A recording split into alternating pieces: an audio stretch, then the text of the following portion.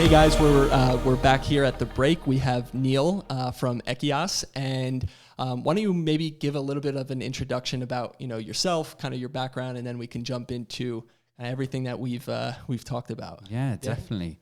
Well, thank you for inviting me here out in LA. It's a lovely backdrop we have here. You can't quite see it, but out there is one of the most epic views that I've seen in a long time. So I'm a little envious that I live in New York right now, even though we lived there together. You gotta come out here. He's making me do it. So if you haven't heard about me before, so you can probably tell from my accent, I'm not an American, but I have always lived everywhere in the last 10 years. Even though New York has been one of my bases, I spend a lot of time traveling. Yeah. And part of my travels are because of the company that I run, which is called Echios.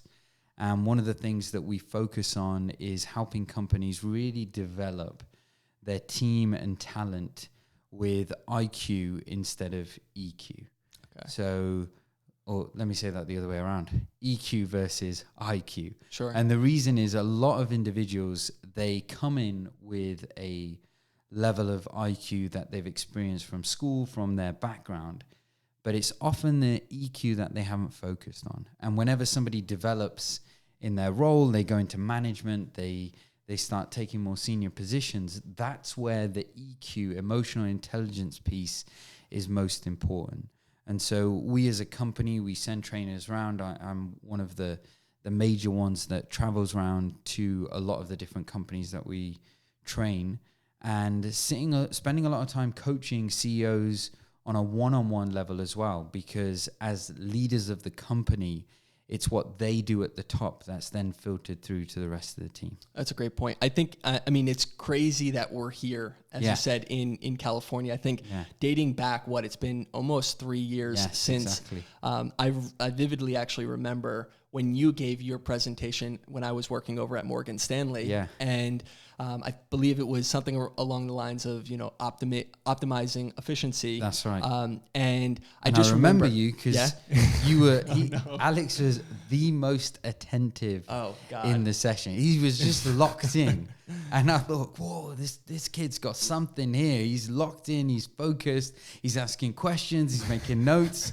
This kid's something. And then did you come up to me at the end? You did say something. So I think you might have mentioned a book or a book recommendation on the back of the back of the presentation, and I think I maybe came up to you and just said, either I read that or I was going to pick it up. I forget which one, but I do remember close to about a day or two afterwards, I followed back up through email, and that was kind of my way of not coming up to you and saying, wow, this really made an impact to me, but what you guys are doing at Echios is in general kind of what I always was looking for. It was, that you have a refined message, but you want to portray it differently, or you want to portray it a little bit better. And I remember just reaching back out and saying, hey, let's grab a cup of coffee, because you were just about to get into, creating your own startup. That's right. I think we were maybe about a month or two into what we were doing at Elude. Yes. And it is kind of crazy to now sit back and say, where we both are. We're now in California doing exactly what we had said we were going to do years ago. And that's so the it's dream. Really refreshing actually to see this kind of full circle. Yeah. Wow. Yeah. Crazy. I'm pumped up because anytime you have a vision, in fact, I just heard on another podcast, somebody talk about this art of putting out to the universe what you want to do. Sure. And getting that social acceptance of what you're saying you're going to do. So often people will say, I'm going to lose weight. I'm going to take a chance. I'm going to quit this. I'm going to make sure I do this. Or as we were saying, we're going to start our own companies. By telling more and more people, you've got two fallacies that can kick in. One, because you've said it to so many people, you're actually going to do it. Yeah. And then the second one is, I'm saying it, so I better do something, or I'm going to run away, hide away, and never be seen again. Yeah. And most humans want to deal with the first one because there's that embarrassment if you didn't fulfill it. And so we generally only ever say something and say it enough that we're actually going to act on it. So the one comment I heard that really pushed it in was, if you say I'm happy, then your body and to everyone else, you have to do things that make you happy. Wow. Just by saying, I'm happy right now. Yeah. Your brain now has to look for things that are going to continue to make you happy. If you say, this sucks right now, your brain's going to continue to look at the things that suck. If you say, I'm unhappy right now, it's going to continue to look for that area in your world, in your life, that you're unhappy with. And I would say, I mean, in general, right? I mean, now being a part of different entrepreneur groups, there are so many different people who say, I'm going to do this or I'm going to go do that. And really there's no either feedback loop or I would say even just validation of you actually doing it. And I think we're a pretty good duo where, 3 years ago, both of us had this, idea and a dream of basically, let's just go out and create our own startups. Exactly. We don't know really what that roadmap looked like, right? And now even looking back, I feel like it's, there's so many different road bumps or different things that come up, but it really is nice to kind of be here, actually share some time with you and jump into that. So if you don't mind, like, how did you come up with, I would say, like a roadmap, right? Because when somebody's jumping into a startup, it's literally jumping out of a plane with no parachute, right? So how did you go about that? Like, what exactly did you do? Yeah. I come from a background where when I look at what this next generation are doing, they've been given an introduction of what a startup is, how to look at technology. When I was at school, so I'm on the cusp of a millennial. I'm slightly older, but yet I can touch into that millennial phase. And one of the things I missed out on in school was almost everything with technology. Our computers were Apple acorns. There was stuff that had a floppy disk drive that nobody would be using. It was really old school stuff that you didn't really utilize. Sure. So a lot of my processes were analog, and I went to a school that really didn't focus. I did engineering. I wanted to be a Formula One racing driver. I still want to be a Formula One racing driver. It's never going to happen. But in my sim world, it is, because my wife finally, 2 Thanksgivings ago, let me get a Black Friday crazy deal where I bought a racing simulator. Wow. So in my apartment, but the condition was it has to fold under the bed. And so I found the compromise and we make it work. So I still want to be a Formula One. My passion is to get into the e-sport, and maybe one day I will. Sure. But I realized there's not a feedback loop of here's your passion and here's how to get to it.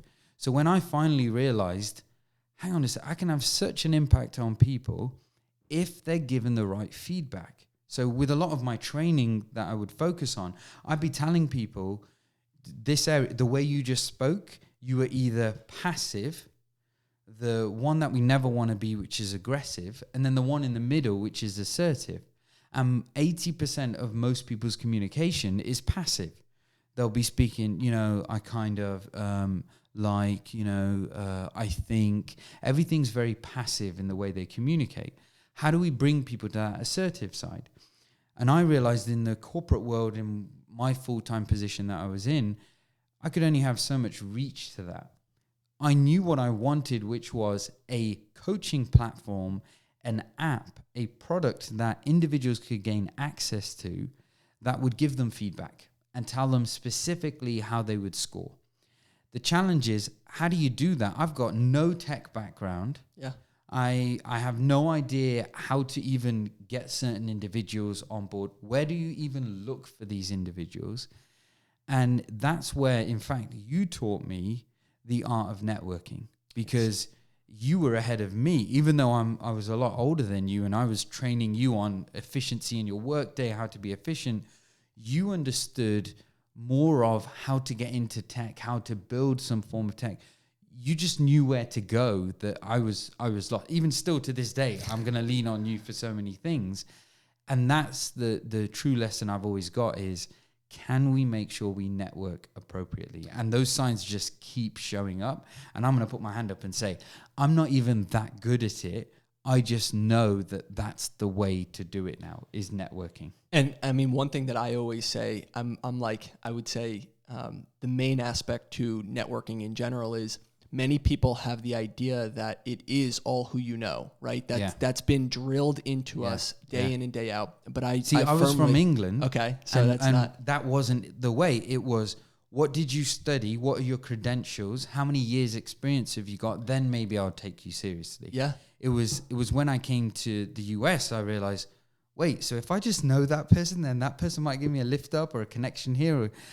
That was a struggle for me to digest. When I knew that you could have a brother's cop badge, where you, I'm getting into some weird stuff here, but if you could have a badge that says my brother is a police officer, and I've seen cases where that's not, is it really your brother? Yeah, brother from another mother type of thing. Who knows? But there's a badge, and you can flash that. That doesn't exist in England. That made me realize there's all this connection, that if you've got a connection with someone, then they'll help you out. You get a benefit. You're connected. You have access to something because of that connection. Knowing someone. Exactly. And I will say, I mean, I think that many people think that it is all who you know, and I have been a firm believer that it's actually who knows you, as opposed to kind of the flip around, because, you know, and this goes back to kind of my old career as well as jumping into the startup land, right? But, you know, you can basically knock on everybody's door, but if they don't really know who you are, who's going to actually answer your phone call? And I think that mentality, I mean, growing up in Europe and just coming out here, I'm sure that it's a bit of a different kind of switch. Yeah, although now that I'm here, I could never go back. Look at the sunshine here in LA, New York, Central Park. By the time that this podcast is done, you are going to get, you're going to move out here. I need a year. Yeah. I need a year to digest. Definitely. So you want to jump into, I know we were talking about this earlier about kind of your podcast, because I actually really like that. I think speaking in the regards of kind of networking and you know, seeing someone maybe a year or 2 years, a little bit earlier, kind of what have you you guys been doing there? Yeah. So to your point exactly, we're in the process right now of building our brand. So the last 3 years, we've been doing a lot of work with clients who have heard about us, word of mouth. We've done good work with someone and they tell another firm. We work with a lot of hedge funds and investment banking arm divisions, from JP Morgan Chase to Bank of America. There's a lot of companies out there that we've worked with in the past, and that brand has been built. And so we might not work with that company for a year, but somebody went to another company, heard about us, or spread the word. And so we're working with a new company suddenly that we never even heard of. All because we've done work years ago with the top investment firms in the US and internationally. And that word of mouth is what we've leaned on for years. And suddenly I've realized that's great. But what happens if we want to scale this? What happens if we want to help others that don't know about us? And that's where I've really been focused, because so many people could utilize what we work on. Because what are we doing to people? Back to those three: passive, aggressive, assertive communication. That's one aspect. Sure. When we take it further, the fastest impact that people can have in anything they do is with what we call 3 C's. Can you be clear in today's world? Everybody wants you to be clear. They don't want to be misunderstanding what you're saying. And how many meetings have we sat in where a lot of people are still sat there 10 minutes into the 1 hour meeting and they're still looking around, what the heck is this meeting about? What am I here? What are we supposed to do? Why am I here? I could have been doing something more active. So we've got to be clear. The second one is, can we be concise? People don't want us to talk their ear out for an extended period of time also. That's why Microsoft years ago figured out, why are we by default having 60-minute meetings? There should be a default click button where it's 30 minutes. You don't have to spend 60 minutes with people. So people want things more concise. Can it be clear? Can it be concise? And the last one is, for true influence, are you credible? If you're credible, then immediately when you say something, people respond and they say, I'm going to listen. I want to take steps forward because you're credible. I accept what you're saying. To earn that credibility is the challenge that people have today. Why? Because when they default to passive communication, they may have spent hours working on that meeting. So you've got a notebook there today. So if a lot of people show up to a meeting, they've got a notebook there. I'm not looking professional now because I feel that I didn't bring a notebook. No. I feel stupid. You got a jacket on. Yeah, so I've got some notes in here. Yeah. But if I have my notebook in there, I may have a list of all the things I was going to mention. And often people, when they read through it, they start to talk and they'll say, I kind of want to go through agenda 1. We've been focused on this point for a while now. One of the things that's important is, can we, kind of meet the deadlines? We want to go through that. Number 2, and suddenly people say, can you just get to the point? Yeah. And that's because, number 1, they're doing passive communication. And then what's the formula they're using and what's their score when it comes to these 3? Number 1, they're not clear. It sounds as if they're all over the place, and that they didn't even prepare for this meeting. So it shows a lack of... Exactly. Yeah, that's even though they may have spent hours, I've got this big meeting, I'm going to be hosting it, I've got to make sure I'm clear. So they prepare everything, but they haven't worked on their behaviors. They've worked on the content, but not the behaviors. Now, if they can line that up, that first point should have been, well, hi everyone, thanks for joining the meeting. Our first point of agenda that we're going to focus on is, can we meet the deadline that we have? If we don't meet this deadline, it's going to be a major issue for the rest of the project. Number 2, you can see immediately there's a difference there. I'm saying pretty much almost the same thing, but it's not clouded in these poor behaviors. Would you say you've been to different startup events where someone is, I know that I have, where somebody's either just almost borderline, you don't understand what they're doing, and I like to say, and I know, Frank's not here, but his main thing is if you can't get what you're doing in the first 10 to 12 seconds, you've lost them. Right? Yeah, and exactly. I think in general, in a business meeting, I'm sure, but that's, that first 10, 12 seconds. Definitely. People are already within, from a lot of the studies, there's been, you have, Malcolm Gladwell did one on this, where you've got now, they're talking about milliseconds, half a second, so you've got that, sometimes even a tenth of a second, and somebody's already judged you. They've made some schema about you. And then after that, you've got a certain number of minutes to confirm what they've thought about you. And as we mentioned with our point earlier, if somebody's decided on something, they're going to look for the cues that prove that point. Yeah. So it's your job to pull them away from that.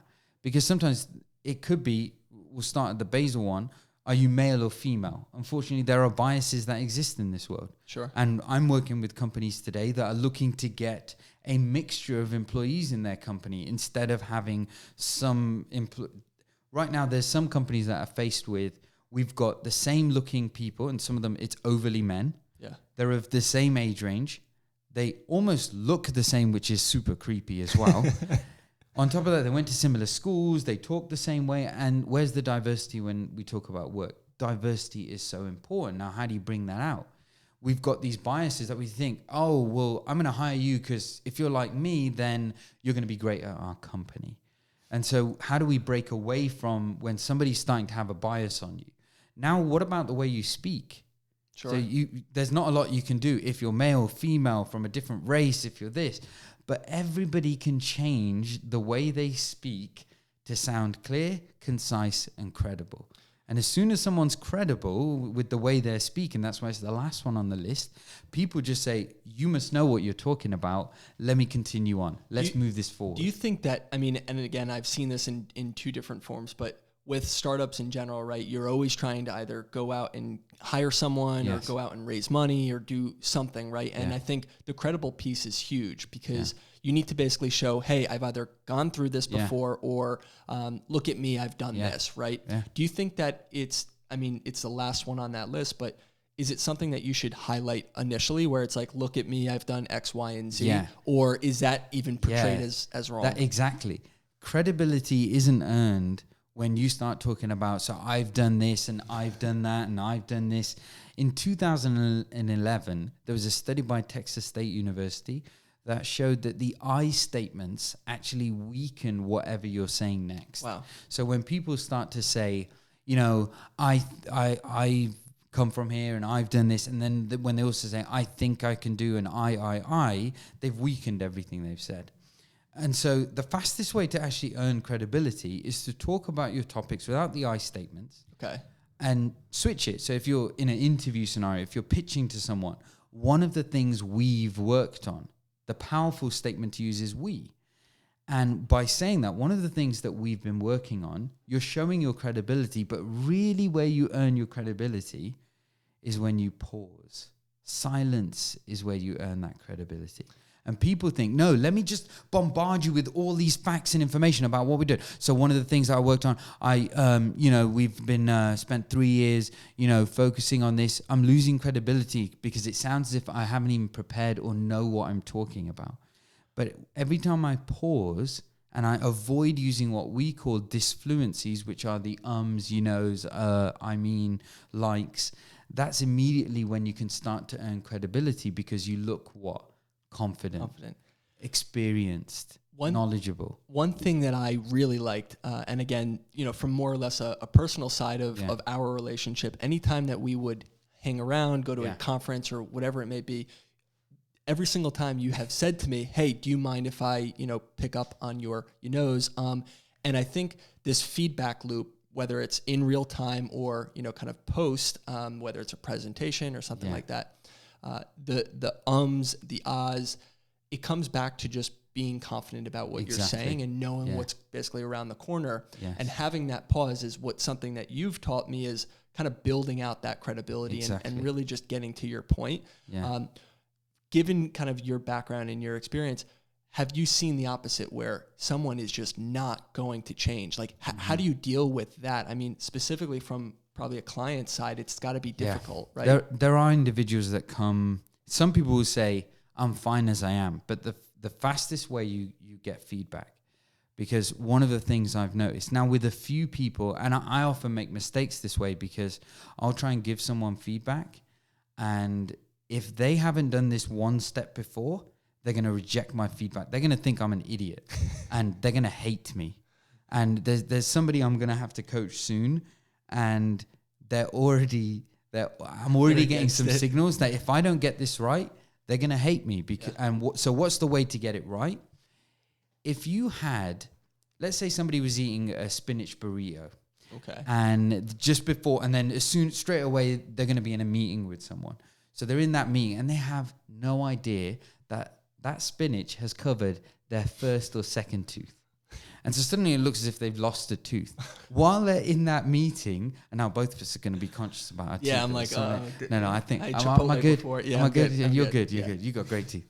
So, but imagine if I had that spinach there, I would want someone to tell me. Now, if the fastest way to know though, what do most people do before a meeting, something important, they'll go and check in a mirror and see for themselves. Sure. Now, if somebody gives them that feedback, they say, nah, it's fine. It's not a big deal. But it's only when you see it and you realize and you see that yourself and you say, what the heck, I've got to get rid of this. Now, we would appreciate if somebody told us, but it's better when we see it ourselves, because that's when it hits us the most. Because we often, sometimes our biggest critiques. How do you get that? Yeah. You got to videotape people. You got to record people. You got to have them hear it, see it, and recognize that's an issue. I need to fix that. That's immediately when they say, fix me, do something now, because now I can see the issue that I've got. Without that, they're going to push back. They're going to think, no, it's fine, because nobody ever has given me this feedback. People need to see it for themselves. And I think, you bring up a big point. I know for me, when I was in college, I took a presentation class. Great. And what's interesting about that is similar to what you just mentioned, we would actually videotape what we're saying. And a lot of people actually, when it comes to presentations, blank out and they have no idea what they said. Yeah. And I always thought that was pretty interesting because I'm the guy who structures or prepares before and then gets up there and, tries to give something. Yeah. But a lot of people afterwards basically had the ums, the ahs, and to your point, needed to actually have the witnessed, video to be like, oh my God, I speak like that. Exactly. And at that point, it's I work with a lot of lawyers or people who've been involved in depositions, and what they say, because the notographer, when they have to type everything out, they type everything that's been said. So if you said, I was kind of like, walking on the street and, kind of this person just, is that your New York accent? Yeah. I like that. Sorry, that's what American sounds to me. I apologize. But if you look at when they see the transcript, they say, did I say all these things? and it's quite shocking to them. But as soon as they see it, then they realize, oh, this is painful. But guess what most humans do at that point? I don't want to know. It's fine. Nobody's ever given me this feedback, so I'm out of it. Shut it out. Because most away. people, when they get feedback, that's why one of our primary courses as well is giving and receiving feedback, is that when people hear feedback, what is it that they hear? Somebody will say this to them. You're doing fine. You're great. It came across good. You're good. Yeah. You can do nothing with those 3 words. What we really need to hear is what? Some specifics. If somebody said to you, by the way, as you did the intro to what you were saying, you in that one sentence, you said, 8 times. And now, wait, really? Did I? Now they might question it, but what's going to happen, because their brain has what's called the reticular activating system, which says, oh, you've given me something to highlight now, so let me zone in on it. Now, every time you hear yourself say it, it's going to be an indication to you that you've done it. Without that, the brain tunes out. It says, it's not important. If nobody gave you feedback, that's that specific. So, I mean, if I want to switch gears just a little bit here in terms of kind of passion in general, I think both of us are actually doing what we like to do. For you, giving back to different entrepreneurs or businesses, I think is huge and actually very humbling, if you will, because you're actually putting them above. I would say it's directly in line with your business, but so let's say somebody does not have a passion and they don't know really what that is yet. Yeah. How did you uncover that that's what you actually you like to do? Yeah. Was it, different classes? How did you kind of find what you're doing now?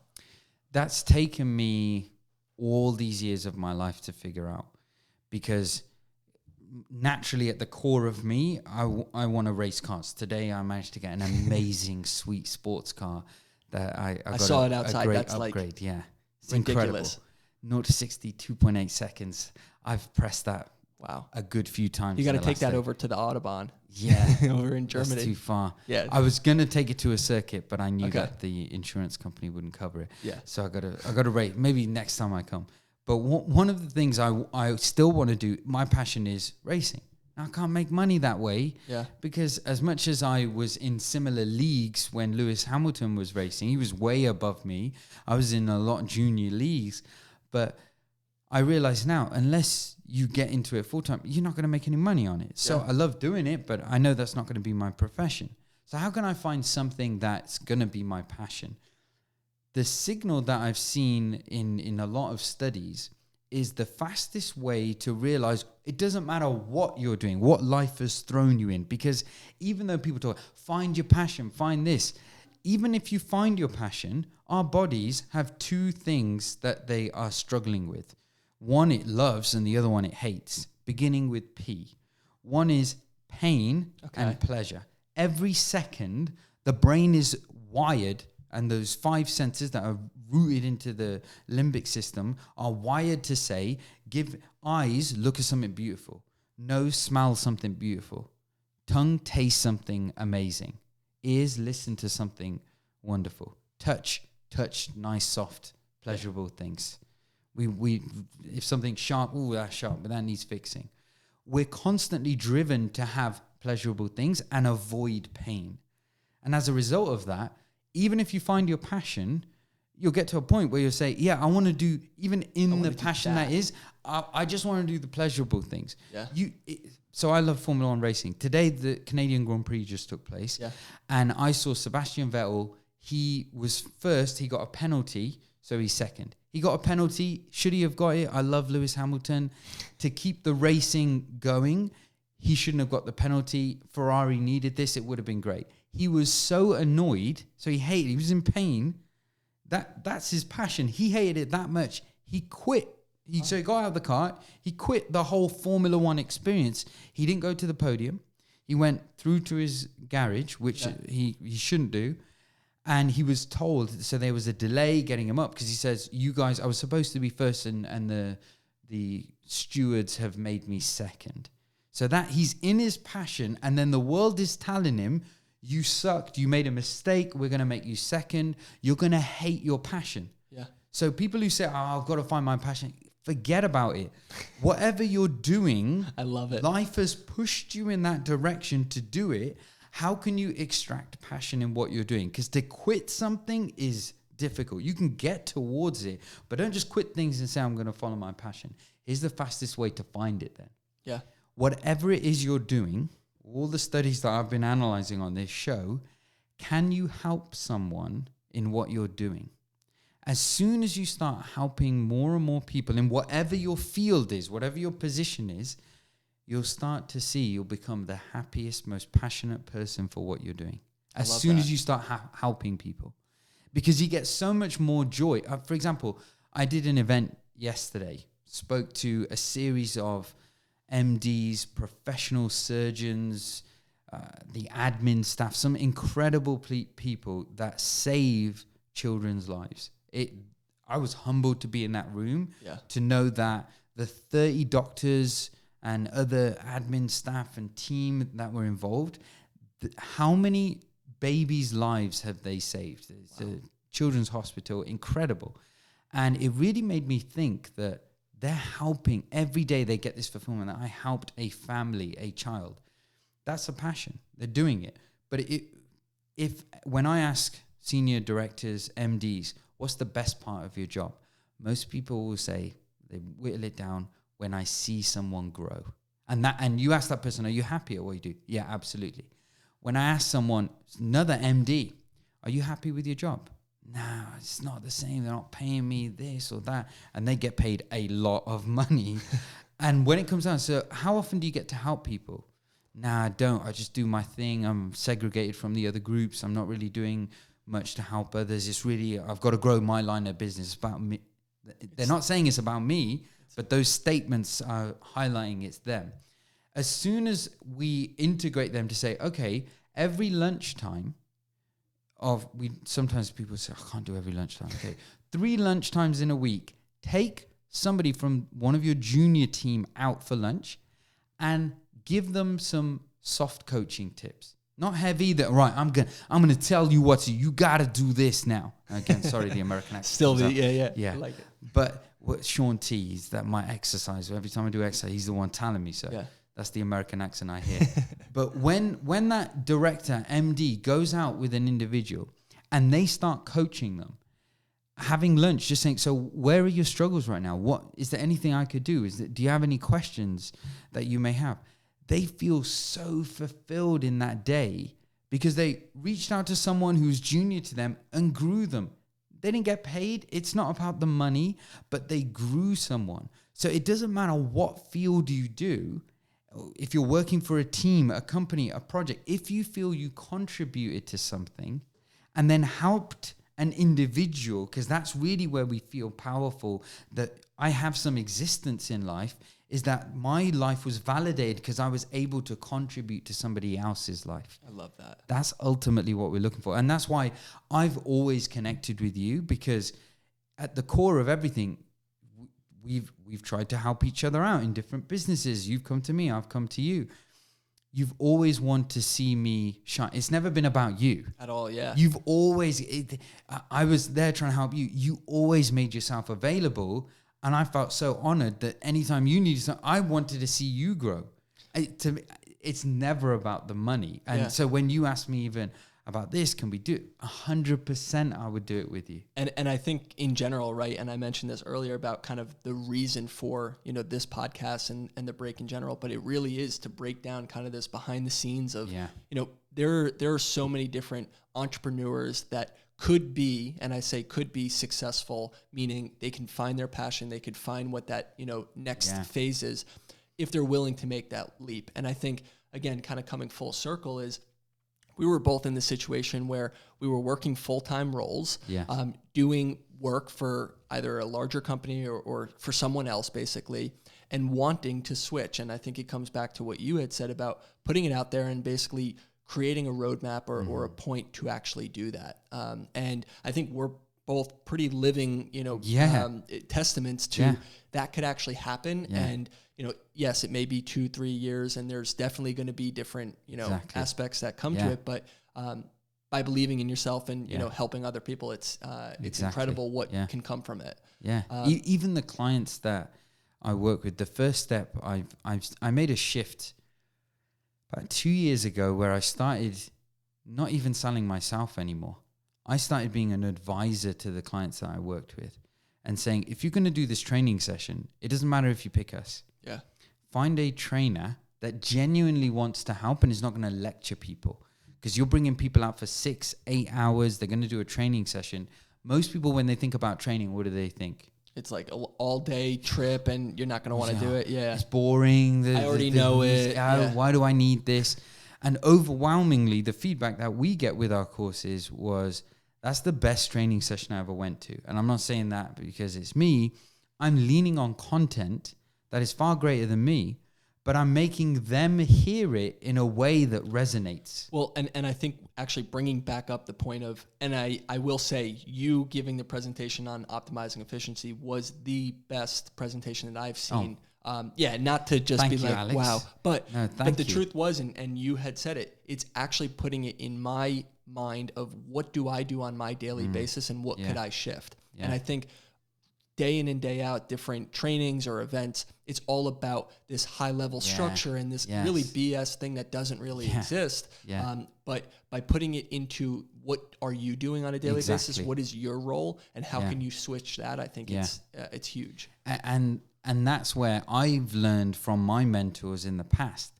As soon as you become the individuals who are present with you, and you're just showing them that here's what I've been using and it's right there. And guess what? I'm not anyone exceptionally special. I'm not a genius. I'm not brighter than you. Okay, I might read a few things, but you can read a few things. But let me be you in your position and look at these extra things that you could be reaching to and the difference it can take. Yeah. And what a lot of trainers unfortunately do when they're trying to coach people is, hey, I'm way over there. I'm already at the top of this mountain that's here. I'm not sure if the video can capture it. Looks as though it's Everest though. But if you're at the top of that mountain and the person's down here, it's saying, yeah, so this is how I did that. The people down there have zero connection. Yeah. But if you go down to where they are and start explaining, so here's the pathway. Let's look at this next step. And this is where I'm going to take you. And I can give you that version of what it looks like. I love that analogy. But it's really difficult. People think, I need to prove to you all that I've done and know, and then you'll be able to learn it. People say, you're so far distant from me, I can't connect with what you're saying. Yeah. We need to, as quick as possible, whoever we connect with, we have to be at the levels they're at. And there's no higher or lower. It's just, I've been where you've been as well. And I can go right back there also. That's the important thing. Yeah. I think, is there one thing maybe that you can say about kind of your daily routine, maybe that brings you back to that kind of moment? Yeah. I think, that's definitely one thing we're trying to evolve into, myself personally, is what could you do on a daily basis to kind of get that mindset back in? I mean, startups in general, right? There's always this notion of the highs are incredible, the lows can be almost deteriorating. Exactly. What have you found kind of works best for yourself? It's recognizing that this burnout. I was on a flight the other day. We've been doing a lot of work with a top investment bank in New York. And one of the things that they're pushing us to continue to train their team on is this area of efficiency, that people think they're efficient, but in reality, they're not. And that's because this 9 till 5 we have, it doesn't work. Who is a robot at work today that works 8 hours solid and straight without any breaks? Doesn't exist. And when you actually dissect, and that's one of the things we encourage a lot of people to do, is take one of your days of the week, split it up, and try and identify, what did you do in that day? What did you actually focus on? And they'll realize, shoot, I was there for 8 hours, but I was only focused working for maybe 4 hours. And that's what a lot of the studies are showing, that you only get about 3 to 4 hours of work out of that 8 hour day.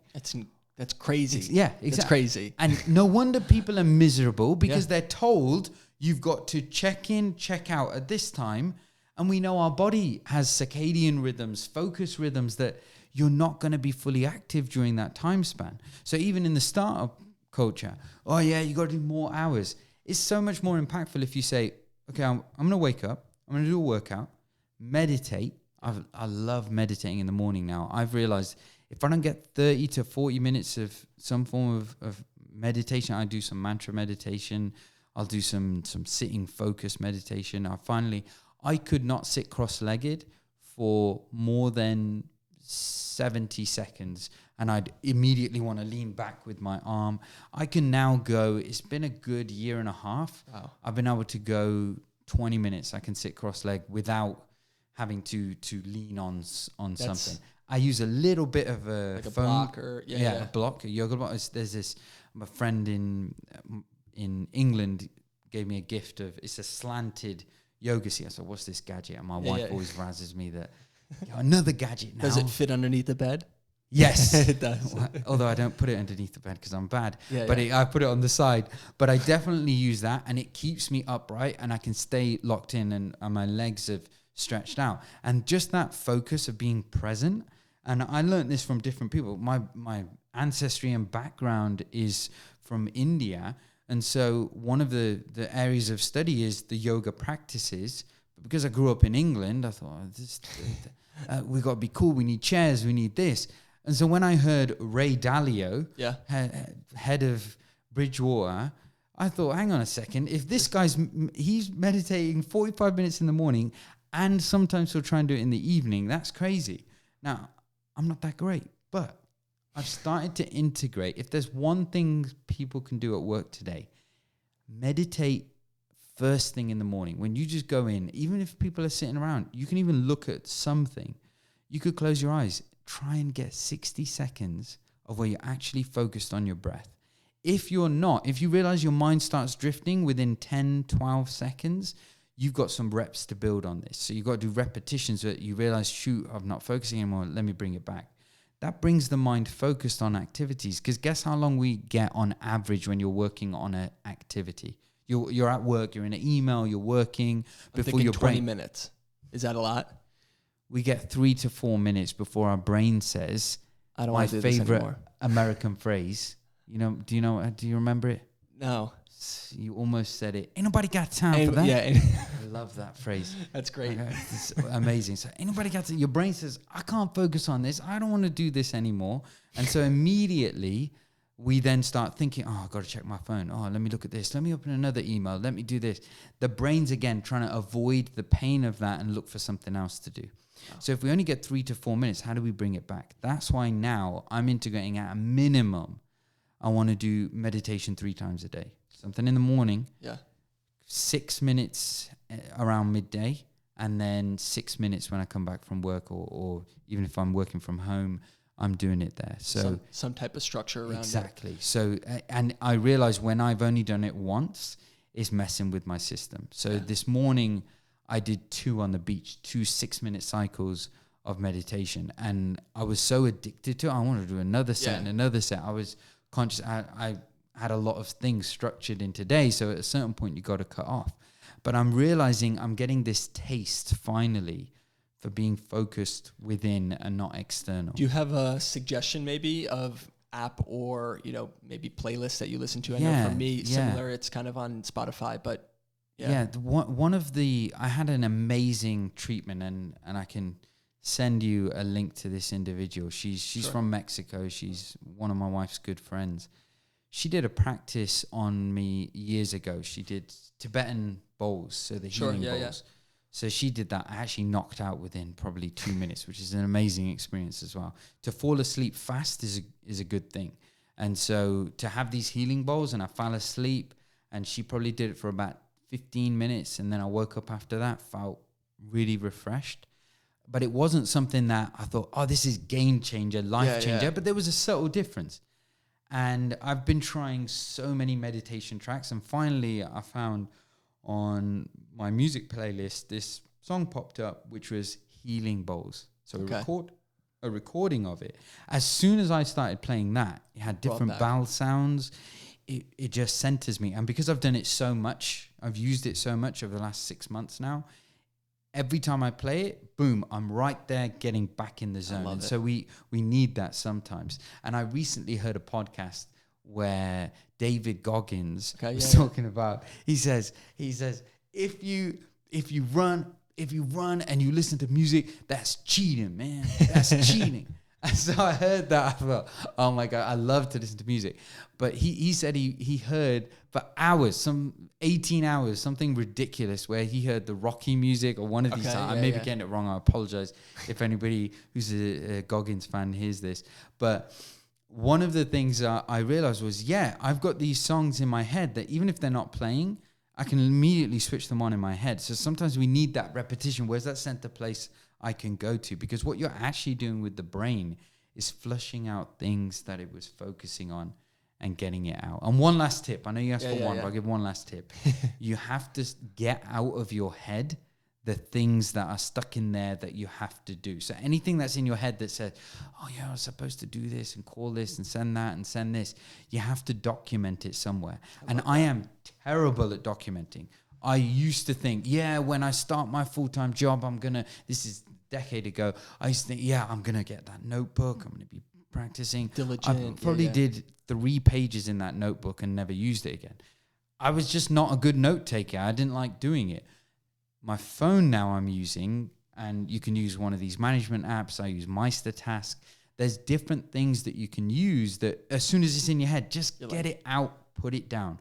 Otherwise, your brain has to continuously think about it. That's why who's ever experienced this? You're meditating, and as you're meditating, you're thinking, now's the time to focus. As you just start meditating, all the things that you were supposed to do are there. Why does that happen? Because it's the one space, it's not documented, and it's that one space where it says, so now I can finally start having you think about these things. So the more that you can get it out, the clearer that you are to then be creative. Because if not, if you've got all these little odd things that you've got to get done, your creativity gets out the window. I love that. And I mean, right now it's kind of crazy. I can't believe that we've been talking now for 45 minutes. It feels like 10 minutes. But every time we're together. Right. I know. Where could someone find you? I guess LinkedIn, definitely. Instagram. I know you guys are building your brand. So we're still in the early phase. I've been holding back a lot because a lot of the clients that we work with as well, we don't like to disclose. Sure. Sometimes some of the clients, they don't want us to disclose a lot of the information too. And so now we're in a phase where we're working on certain areas that we can.